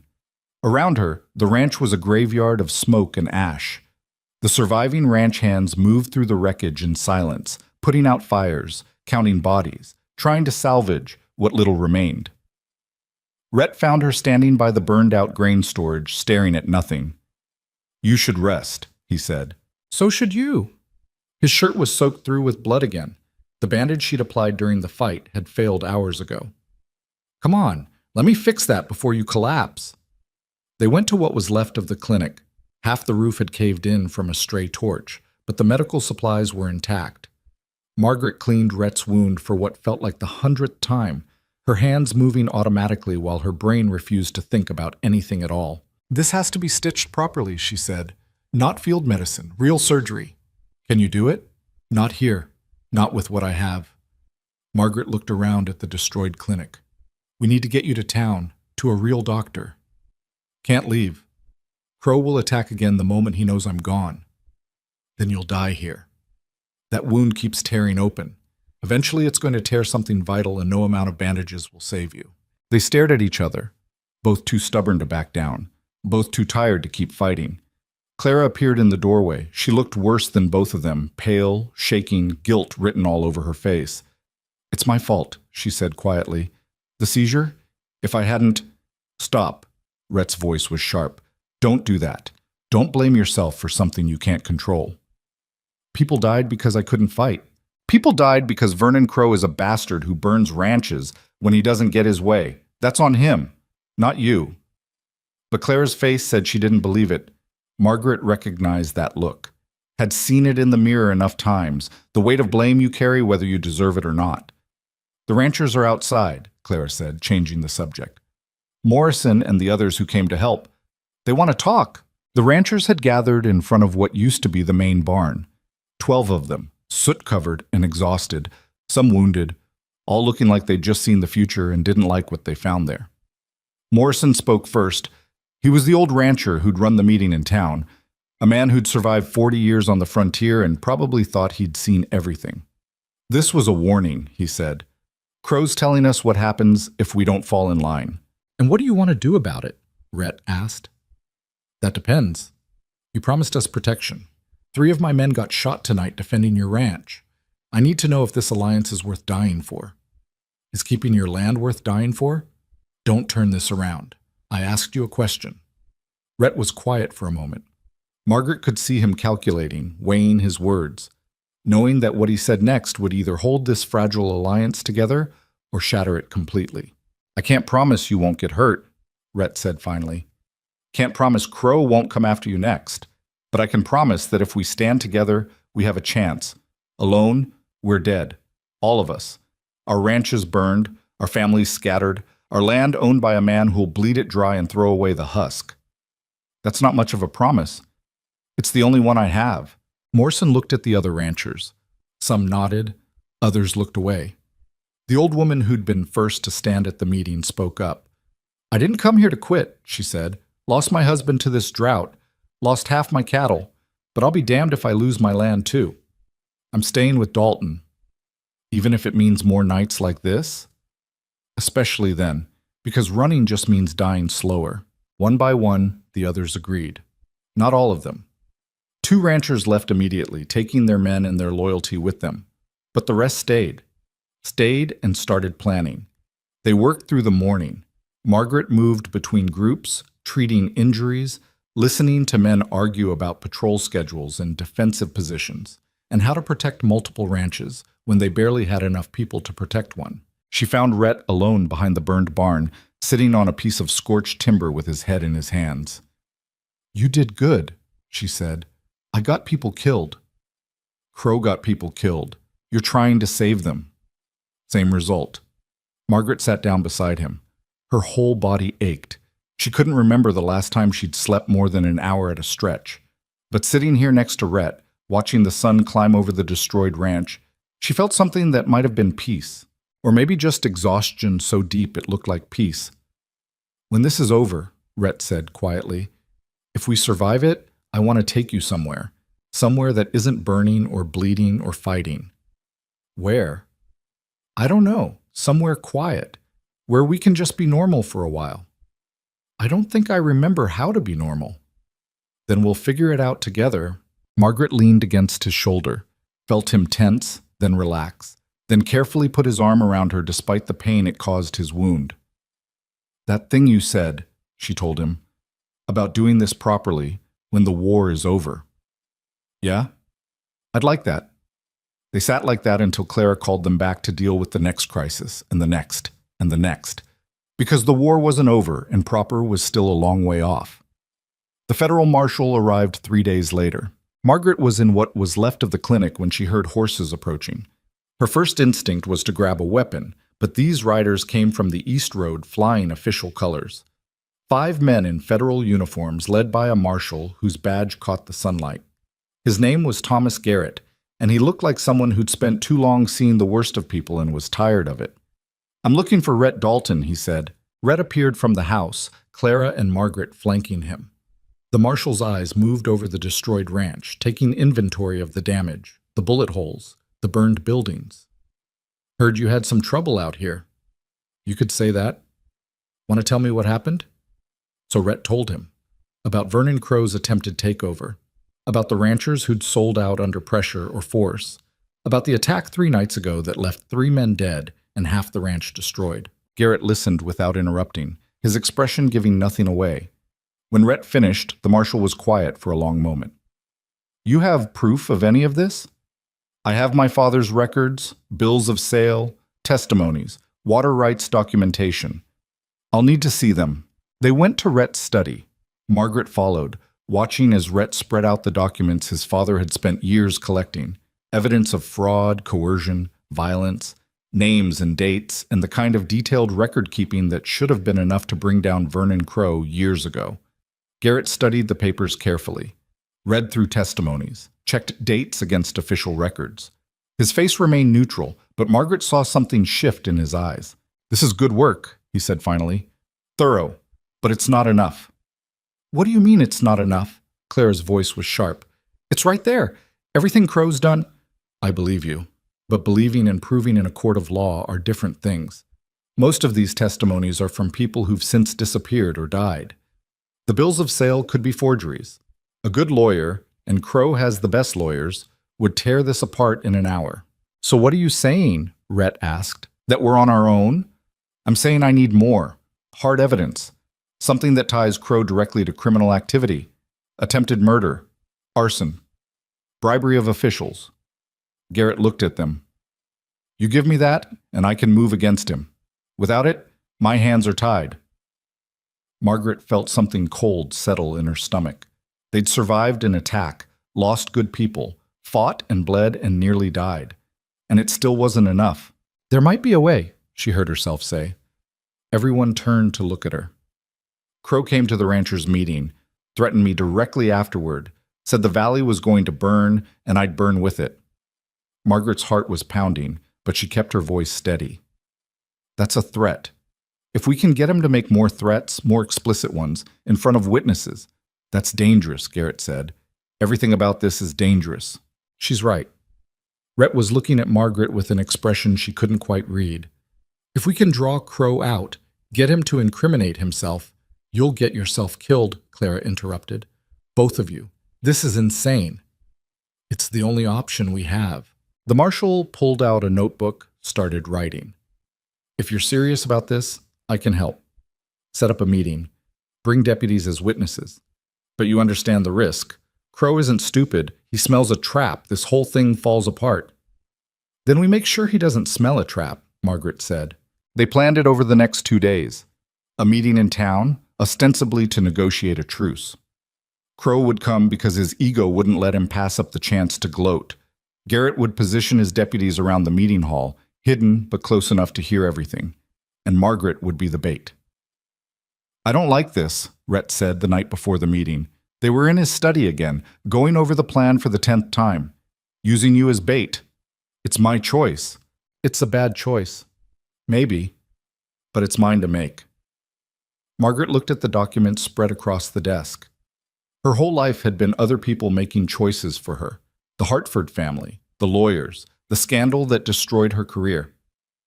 "I'm tired of being a victim, tired of running. This is me standing and fighting." "What if something goes wrong?" "Then at least I went down swinging instead of hiding in a cabin, waiting to freeze." Rhett pulled her close, careful of his healing wound. They'd been doing this more often, finding excuses to touch, to be near each other, building something fragile in the middle of chaos. "When this is over," he said against her hair, "I'm taking you somewhere nice, somewhere with actual beds and food that isn't jerky." "That sounds like heaven." "It's a promise." Margaret tilted her head back, kissed him properly this time. Not the desperate kiss from before, but something slower, deeper. A promise of their own that they'd survive this, that there would be an after. Clara cleared her throat from the doorway. "Sorry to interrupt, but we have a problem." The problem arrived on horseback an hour later. A young man, maybe 25, dressed in expensive clothes that had seen hard travel. He dismounted in front of the house and stood there looking lost. Rhett came out with his rifle. "You're on private property." "I know. I'm looking for Rhett Dalton." "You found him. Who are you?" The young man took off his hat. In the lamplight from the house, Margaret could see the resemblance immediately. Same eyes as Vernon Crow, same jaw. But where Vernon looked cold and calculating, this man just looked broken. "My name is Elias Crow. I'm Vernon's son, and I need your help." The silence that followed was absolute. Rhett's rifle came up. Clara appeared in the doorway with her own weapon. Margaret's hand moved to the revolver she'd started carrying after the attack. You've got 3 seconds to explain why I shouldn't shoot you, Rhett said. Because I'm not my father. Elias's voice shook. Because I'm tired of watching him destroy people. Because I have proof of everything he's done, and I'm willing to testify against him. Why? Because he killed my mother. Elias's composure cracked, his voice breaking. Everyone thinks she died in an accident, a riding fall. But I found letters. She was going to leave him, going to expose his business dealings. And 3 days later, she was dead. You have proof of this? Garrett stepped out of the shadows where he'd been waiting. The marshal had insisted on staying at the ranch until the meeting, just in case. Letters, financial records, a ledger my father kept of every bribe, every illegal deal, every person he had threatened or hurt. Elias reached into his saddlebag slowly, pulled out a leather portfolio. It's all here. Everything you need to put him away for the rest of his life. Garrett took the portfolio, opened it, started reading. His expression remained neutral, but his hands moved faster, flipping pages, checking documents. This is real, he said finally. This is everything we needed. Why now? Margaret asked. Why turn on him now? Elias looked at her with eyes that had seen too much.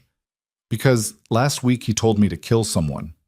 A rancher who wouldn't sell. Said it was time I proved myself. That if I wanted to inherit his empire, I needed to show I had the stomach for what it takes. He paused. I don't want his empire. I don't want any of it. I just want it to stop. Rhett lowered his rifle slowly. If you're lying, I'm not. I swear I'm not. They brought Elias inside, sat him down, let him tell his story while Garrett documented everything, asked questions, verified facts. It took hours. By the time they finished, dawn was breaking over the valley. Garrett closed his notebook. This changes everything. With this evidence and Elias's testimony, we can arrest Vernon Crow today. End this without the meeting, without putting anyone else at risk. Margaret should have felt relief, should have felt the weight lifting, but all she felt was hollow, like she'd been bracing for a fight that suddenly wasn't coming. What happens to Elias? She asked. Witness protection. New identity. He'll have to disappear for a while, but he'll be safe. Elias laughed bitterly. Safe? Right. Because people who cross Vernon Crow are always safe. Your father will be in federal prison, Garrett said. He can't hurt you from there. You don't know him. He has connections, money, power. Even locked up, he'll find a way. Then you make sure the trial puts him away for life. Make sure your testimony is so solid there's no chance of appeal. Rhett sat down across from Elias. You want to stop your father? That's how. Not by hiding, by standing in a courtroom and telling the truth. Elias was quiet for a long moment. Then he nodded. Okay, I'll do it. Garrett left at sunrise with 4 deputies and enough evidence to arrest Vernon Crow before noon. They took Elias with them for his own protection. Margaret watched them ride away and felt the strangest sense of anticlimax. That's it? Clara said beside her. It's over? Maybe. Or maybe Crow has one more move left. But the hours passed and no riders appeared. No gunshots, no fires. Just silence and the sound of ranch hands rebuilding what had been destroyed. The news reached them by evening. Vernon Crow had been arrested at his ranch. Hadn't fought back. Hadn't resisted. Just let the deputies put him in irons and take him away while his hired men watched and did nothing. The valley exhaled. Margaret found Rhett in the barn, feeding the horses. He looked tired but lighter somehow, like a weight he'd been carrying for years had finally been lifted. It's really over, he said. Looks like it. I don't know what to do now. I've been fighting Crow for so long, I forgot what it's like to just live. Margaret leaned against the stall door. I know the feeling. What are you going to do, now that you don't have to hide anymore? Good question. Margaret had been running for so long she didn't know who she was when she wasn't scared. Didn't know what her life looked like without fear driving every decision. I thought I might stay, she said. If the offer's still open, the valley needs a nurse, and I'm tired of being alone. Rhett turned to look at her. The offer's open. Will always be open. Even after everything? Especially after everything. He crossed the barn, stopped in front of her. You saved my life, fought beside me, helped save this valley. You think I'd let you leave now? You might not have a choice. I'm difficult, stubborn. I have nightmares about Boston and a past that won't stay buried. Good. I'm difficult too, and stubborn. And I have a ranch that's half destroyed and a valley full of people who expect me to lead them, even though I'm making this up as I go." He took her hands. "Sounds like we're a perfect match." Margaret laughed. Actually laughed. The sound felt foreign, like something she'd forgotten how to do. "You're serious about this? About us? I've been serious since you cut a bullet out of me with a kitchen knife and told me not to die on you. Everything after that was just me figuring out what I already knew. Which is that you're it for me. That I want to wake up next to you, want to build something with you, want to fight with you and make up with you and grow old annoying each other." He paused. "If that's what you want too." Margaret thought about the cabin in the mountains, about hiding and starving and waiting to die. Thought about the life she'd lost in Boston, the person she used to be before the world broke her. Then she thought about this, standing in a barn with a man who'd seen her at her worst and wanted her anyway, a valley that needed her, a purpose that felt real. "Yes," she said, "that's what I want too." Rhett kissed her then, properly, without the fear of bullets or fire or death hanging over them. Just two people who'd survived hell together and come out the other side still standing. The wedding happened 6 months later. By then, the ranch had been rebuilt, the burned barns replaced, the valley recovering under a water cooperative that shared resources instead of hoarding them. Margaret's clinic had grown from a shed to a proper building with real medical equipment and enough supplies to handle anything short of major surgery. She stood in front of the ranch house wearing a dress Clara had insisted on buying, watching ranchers and their families gather under cottonwood trees beside the stream they'd fought so hard to protect. The same stream that had been at the center of Vernon Crow's war. Crow himself was serving 20 years in federal prison. Elias had testified against him, and the trial had been brutal and public and thorough. The man who terrorized the valley was gone, his empire dismantled, his power broken. Clara appeared at Margaret's elbow. "You ready?" "No." "Good. That means it's real." They walked together to where Rhett stood waiting. He was wearing his best clothes, his wound now just a scar hidden beneath his shirt. A reminder of how this all started, how close they'd both come to dying before they ever really lived. The ceremony was simple, no fancy words, just promises made in front of people who'd fought beside them, who'd survived the same hell, who understood what it meant to choose each other after everything they'd been through. When it was done, when they were officially married, Rhett pulled Margaret close and whispered in her ear, "Told you I'd take you somewhere nice." Margaret looked around at the ranch, at the valley, at the people celebrating around them. Not nice in the way Boston had been nice, with its fancy balls and social rules and carefully maintained appearances. But real. Honest. Home. "Yeah," she said, "you did." That night, lying in bed beside her husband, the words still felt strange. Margaret thought about the woman she'd been when this started. Broken. Hiding. Convinced the world had finished with her. She'd been wrong. The world hadn't finished with her. It had just been waiting for her to find the place where she belonged. The fight that mattered. The people worth standing beside. Rhett stirred beside her, pulled her closer without waking. Outside, wolves howled in the mountains. The same mountains where she'd found him dying in the snow. Where she'd made a choice that changed everything. Margaret closed her eyes and slept without nightmares for the first time in years.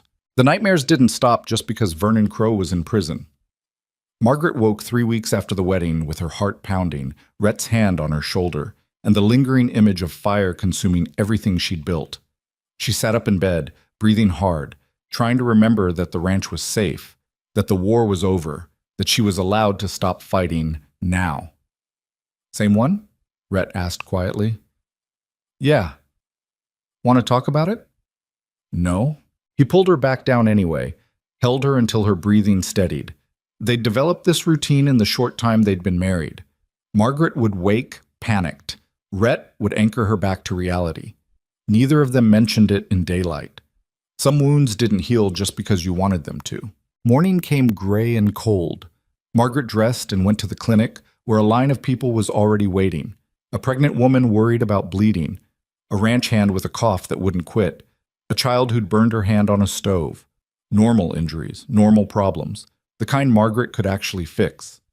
She worked through the morning, treating patients, dispensing medicine, trying not to think about the dream, trying not to think about how fragile everything they'd built actually was. Clara found her around noon carrying a basket of food. You forgot to eat again. I wasn't hungry. You're never hungry. Eat anyway. Clara set the basket on the examination table. We got a letter from Marshal Garrett. Crow's appeal was denied. He's staying in prison for the full 20 years. Margaret should have felt relief, should have felt safe. But all she felt was the waiting, the certainty that something else was coming. You okay? Clara asked. Fine. You're a terrible liar. Margaret sat down heavily, suddenly exhausted. I keep waiting for it to fall apart, for Crow to find a way out, for someone else to come after the ranch, for everything we fought for to disappear. That's not going to happen. You don't know that. Clara pulled up a stool, sat across from her. No, I don't. But I know my brother married a woman who survived Boston society, 6 months alone in the mountains, and a war with Vernon Crow. If something else comes, you'll survive that too. What if I don't want to survive anymore? What if I just want to live without constantly waiting for the next disaster? Then you practice. Every day you wake up and nothing terrible happens. That's practice. Eventually your brain catches up. Margaret wanted to believe that. Wanted to think healing was just a matter of time and repetition. But the nightmares suggested otherwise. She was still thinking about it that evening when a rider appeared on the East Road. Everyone at the ranch went tense immediately, old habits from the war, but the rider was flying official colors. Another marshal, younger than Garrett, with news from Denver. Mrs. Dalton? He asked when Margaret came to the door. The title still felt strange. Yes. I have a message from the federal courthouse. Vernon Crow has requested to see you. The world tilted sideways. What? He's allowed 1 visitor per month. He's used this month's request to ask for you specifically. Tell him no. Ma'am, I'm just the messenger. You're under no obligation to go, but he was very insistent, said he had information you'd want to hear. Rhett appeared behind Margaret, his hand on her shoulder. What kind of information? He wouldn't say, just that it concerns Mrs. Dalton directly. After the marshal left, Margaret and Rhett stood in the doorway watching the sun set over the valley.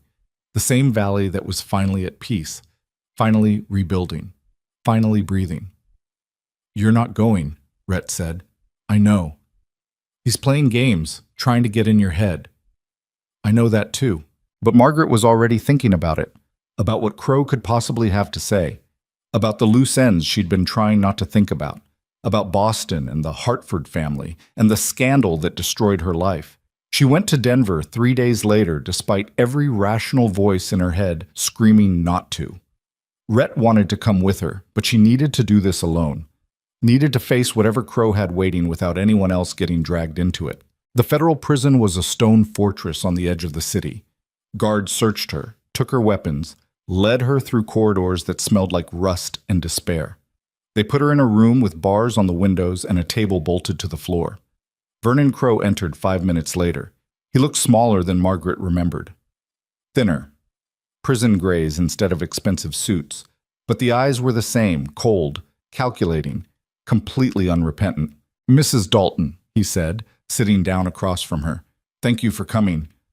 I didn't come to be polite. You have 5 minutes. Talk. Crow smiled. Direct. I appreciate that. Very well. I'll be equally direct. I know who you are, Margaret Callahan. I know what happened in Boston. I know about Rebecca Hartford and the surgery that went wrong. I know you took the blame for a drunk surgeon and ran before they could prosecute you. Margaret's blood went cold. Howie. I have resources even in prison, connections, friends who owe me favors. He leaned forward. The Hartford family never stopped looking for you. They want justice for their daughter, and I know exactly where you are. You're threatening me. I'm offering you a deal. Drop your testimony against me at my appeal hearing next month, and I'll make sure the Hartfords never find you. Keep testifying, and I'll send them a letter with your exact location. Margaret's hands were shaking. She pressed them flat on the table, refusing to let him see how badly he'd rattled her. You're bluffing. You're in prison. You have no power. Don't I? My son betrayed me. My empire is gone. But I can still destroy you. Can still make sure you lose everything you've built out here. Your clinic, your marriage, your new life. His smile widened. All it takes is one letter. I could tell the marshals about this threat. Go ahead. They'll search my cell, find nothing, and chalk it up to the word of a convicted criminal against a respectable woman. Meanwhile, my associates on the outside will send that letter anyway. Margaret stood up. We're done here. Think about it, Mrs. Dalton. Think about whether testifying against me is worth losing everything. You have 3 weeks to decide. The guard escorted her out. Margaret made it to the street before her legs gave out. She sat on the steps of the prison shaking, trying to breathe, trying to think through the panic. Crow was right. If the Hartfords found her, they'd destroy her all over again. They had money, power, lawyers who could make her life hell, even if they couldn't put her in prison. And this time she'd drag Rhett down with her. The ranch, Clara, everyone she'd come to care about. She could run, take Crow's deal, refuse to testify, hope he kept his word, or she could fight, risk everything, trust that the truth would be enough. Margaret sat on those steps for an hour, watching Denver move around her before she made her decision.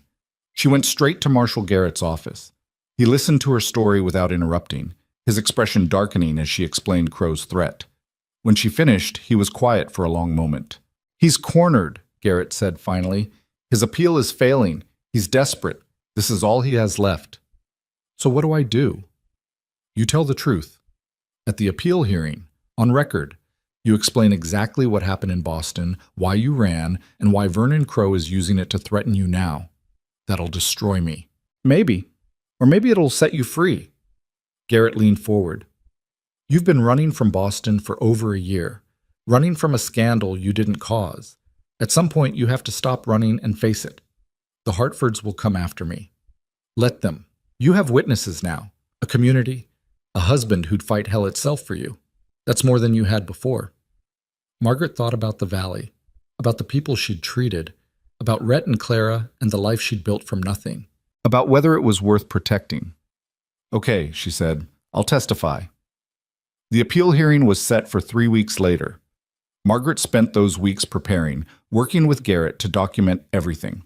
The threat, the blackmail, the leverage Crow was trying to use. She also wrote a letter to the Hartford family explaining what had really happened the night Rebecca died. She didn't send it yet, just kept it as insurance, as proof that she was done hiding. Rhett found her the night before the hearing, sitting on the porch watching the stars. You don't have to do this, he said. Yes, I do. We could leave. Take Clara and disappear. Start over somewhere Crow and the Hartfords can't find us. Margaret looked at him. At this man who'd been willing to die for his land, who'd fought a war to protect his home, who'd stood against impossible odds because running wasn't in him. You wouldn't leave, she said. This ranch is your home, your family's legacy. You'd never abandon it. I'd abandon it for you. The words hung in the air between them, simple, true, devastating. I know, Margaret said quietly, but I won't let you. This is my fight, my past, and I'm done letting it control my future. The hearing took place in a Denver courthouse packed with spectators. Crow's lawyers had done their job well. The room was full of people ready to see the great Vernon Crow vindicated, ready to watch his conviction overturned. Margaret sat in the witness stand and told the truth. She explained Boston, explained the surgery where Dr. Hartford had been drunk and incompetent and killed his own patient while Margaret tried desperately to save her, explained how the family had blamed her to protect their reputation, how they'd threatened prosecution if she didn't accept responsibility quietly. She explained running, explained the months in the cabin, explained finding Rhett dying in the snow, and then she explained Crow's threat, the blackmail, the attempt to use her past as leverage. The courtroom went silent when she finished. Crow's lawyer stood up, trying to discredit her, trying to paint her as a liar and a criminal. But Garrett had done his work well. He had documentation, witnesses who'd seen Margaret's skill as a nurse, letters from Valley families she'd helped. And then, unexpectedly, someone else stood up. A man in the back of the courtroom, well-dressed, authoritative. He identified himself as Thomas Hartford, Rebecca's brother. I've heard enough, he said. His voice carried across the silent room. My sister's death was a tragedy, but it wasn't this woman's fault. It was my father's. He was drunk. He was incompetent, and he sacrificed Miss Callahan to save his own reputation. The courtroom erupted. Crow's lawyer shouted objections. The judge banged his gavel, but Thomas Hartford kept talking. I've spent the last year investigating what really happened that night. I found nurses who witnessed my father's drinking, surgical records that show his declining skill, evidence that my family suppressed to protect his career. He looked at Margaret. I came here to apologize to you, and to make sure my father faces consequences instead of you. Margaret couldn't breathe, couldn't process what was happening. The Hartford family destroying their own reputation to clear her name. The vindication she'd never thought she'd get. The judge called for order, reviewed the new evidence, dismissed the appeal. Vernon Crowe would stay in prison. And Margaret Callahan Dalton was finally, truly free. She walked out of that courthouse into Denver sunlight with Rhett beside her and Thomas Hartford shaking her hand. I'm sorry, he said, for what my family did to you, for the year you lost running, for everything. Why did you come forward? Because my sister deserved better than to be used as a weapon. And because wrong is wrong, no matter who commits it. He paused. I filed charges against my father. He'll face a medical board review. Probably lose his license. But that's not your concern anymore. You're free of us. Margaret didn't know what to say. Didn't know how to process a world where powerful families faced consequences instead of inflicting them. Thank you, she managed finally. Thomas nodded and left. Margaret turned to Rhett. It's really over, she said. It's really over. They went back to the valley. Back to the ranch and the clinic and the life they'd built. Margaret threw herself into work, expanding the clinic, training local women in basic medicine, building something that would outlast her. Clara's seizures became manageable with the right medication, something Margaret found by corresponding with doctors back east who actually listened instead of dismissing women's health as hysteria. The episodes still happened, but less frequently, and Clara learned to live around them instead of letting them define her. The valley continued to heal. The water cooperative grew stronger. Ranches that had been failing started to recover. Families that had been scattered by Crowe's war came back home, and Margaret stopped having nightmares. It didn't happen all at once, but gradually, over months and then years, the dreams of fire faded. The panic attacks became less frequent. The waiting for disaster shifted into something closer to peace. 5 years after the wedding, Margaret stood in her clinic treating a young woman's broken arm when she felt it. A flutter in her stomach, a movement that wasn't hers. She was pregnant. The realization hit her like a physical blow. She'd spent so long surviving, so long fighting, that she'd forgotten to think about a future that included children. A future that was about building instead of defending. She told Rhett that night, watched his face transform from shock to joy to something deeper that didn't have words. We're having a baby, he said, like he couldn't quite believe it. We're having a baby. They held each other in the darkness, two people who'd survived hell together, now creating something new, something hopeful, something that represented a future instead of a past. The baby came 8 months later, a girl with Rhett's dark hair and Margaret's stubborn chin. They named her Sarah, after Rhett's mother, and she screamed loud enough to wake the entire ranch when she was born.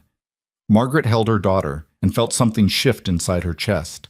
All the broken pieces she'd carried from Boston, all the fear and shame and guilt, suddenly seemed smaller, less important, because this tiny human didn't care about scandal or reputation or who Margaret used to be. She only cared that Margaret was there.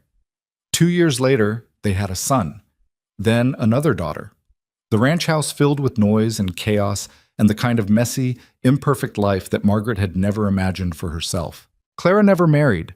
She ran the ranch business, managed the water cooperative, became one of the most respected voices in the valley.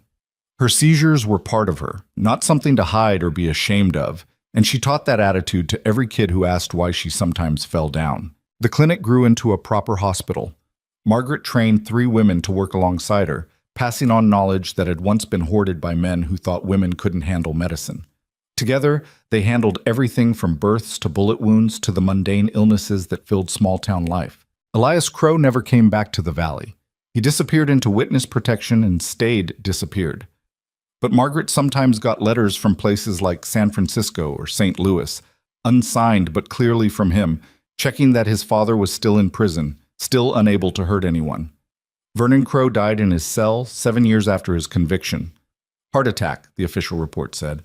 Margaret didn't attend the funeral, didn't mourn, just marked it as another ending and moved on. Thomas Hartford became a vocal advocate for medical reform. He exposed his father's malpractice, testified before boards, helped change laws that protected incompetent doctors at the expense of patients. He and Margaret exchanged letters occasionally, a strange friendship built on shared trauma and mutual respect. And every winter, when snow covered the mountains, Margaret would stand on the ranch porch with Rhett and remember. Remember the cabin where she'd hidden. Remember finding him dying in a blizzard. Remember the choice she'd made to save a stranger instead of protecting herself. "Do you ever regret it?" Rhett asked her one evening. Their children were inside with Clara, and they had stolen a rare moment of quiet.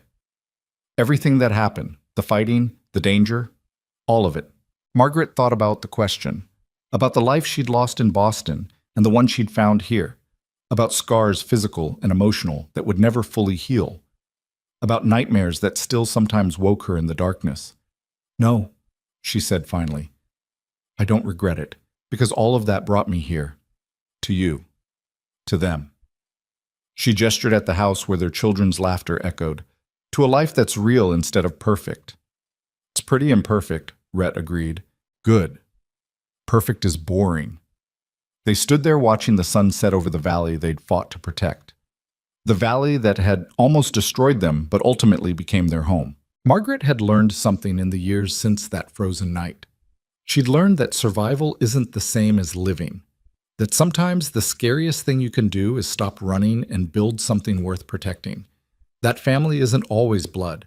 Sometimes it's the people who stand beside you when everything's burning and choose to stay anyway. She'd learned that healing doesn't mean forgetting. It means carrying your scars forward and refusing to let them define you. She'd learned that second chances exist, but you have to be brave enough to take them. And most importantly, she'd learned that the woman she used to be, the one who hid in a cabin waiting to die, wasn't weak. She was just waiting for something worth fighting for. Inside the house, one of the children called for her. Margaret squeezed Rhett's hand and turned to go. Turned toward the noise and chaos and beautiful mess of a life she'd built from nothing. Behind her, the mountains stood eternal, already gathering snow for another winter.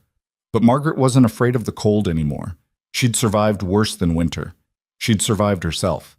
And that, she thought, as she walked into the warmth and light of home, was the real victory. Not defeating Vernon Crow or clearing her name or building a hospital, but learning to believe she deserved this, deserved happiness, deserved a future. The starving nurse who found a dying cowboy in the snow had become someone new, someone stronger, someone who understood that redemption isn't about erasing your past. It's about building a future in spite of it. And as Margaret Dalton stepped through the door to help her daughter with homework and settle an argument between her sons and steal a quiet moment with her husband before the chaos started again, she knew one thing for certain. She was finally, completely home.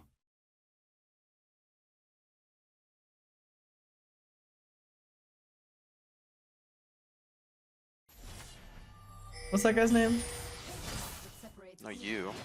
That'd be you. That'd be you.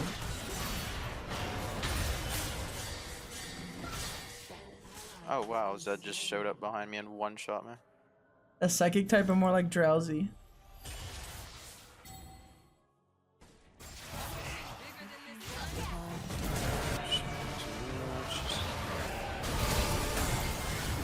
Wow, I was harder to move, so that fight is fucked. Holy, your damage is kind of insane, by the way.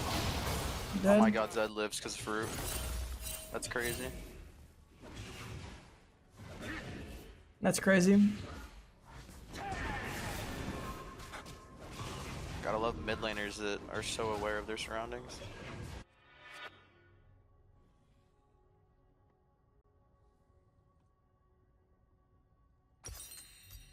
Oh man, holy fucking boring. GG's. Still have more CS than Camille somehow? Like I literally showed up and still lost because Malzahar just stayed. And like, not only did he stay, but he committed to the stay. He could have left it and he could have been literally 20 seconds late to the rotate and still gotten there and won the fight. Diglett? I'm not a fucking Diglett, bro. Wait, no, Ben is definitely a Diglett. What the fuck? Ben's definitely a Diglett. Oh, you're a Diglett. I don't know, they said you were a Like Diglett, that. not me, bro. What?